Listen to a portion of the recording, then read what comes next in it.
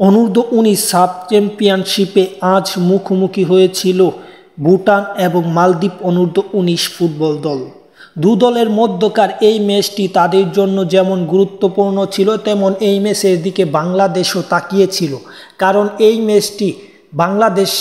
ম্যাচের ফলাফল বাংলাদেশের সেমিফাইনাল আটকাতে পারবে না, কিন্তু গ্রুপ চ্যাম্পিয়ন বা রানার আপ এ বিষয়ে এই ম্যাচটা জরুরি ছিল বাংলাদেশের জন্য।